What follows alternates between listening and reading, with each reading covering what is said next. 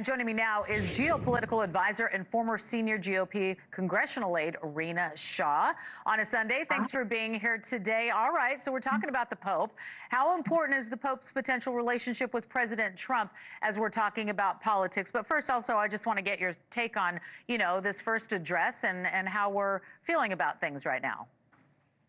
As a non-Christian who went to Catholic school from kindergarten to sixth grade, I must say I was completely delighted to hear the words I heard this morning. This was a beautiful message because peace is central to, I believe, everybody in the world right now. With all the geopolitical tension we see people like me who are on the sidelines of government, sometimes in the arena as well, call for peace in different ways. But when you have somebody as big as the Pope doing it in the way in which he did today, it appeals. It has broad appeal. And like I said, as somebody who is a non-Christian, I find myself encouraged that this Pope can lead the way and be an almost faith advisor to President Trump.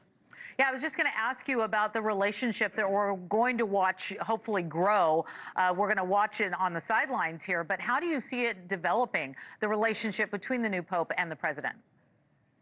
Well, immediately when Pope Leo was announced, there were people coming out with tweets saying that this Pope is woke and coming at all angles from him, because that's what happens to any public figure, right, in this era. But I don't believe it's the right thing to do to judge a man today by his stances from yesterday. I don't do that ever in life. I take somebody at face value, and I see many people around President Trump be the very same way. For somebody like me who has opposed President Trump for many years but never left the Republican Party, I have seen, again, like I just mentioned, people within the Trump administration welcome me, welcome my presence in the White House, welcome me in different circles. So I do believe that Trump and his people are capable of that, of looking at Pope Leo with fresh eyes and saying, this doesn't have to be a cozy relationship, but you are a global figure and somebody that millions upon millions look to, not just for their faithful guidance, but truly in terms of everyday life. And so I don't believe they would create that distance, but I don't have any promises as yet that it would be cozy.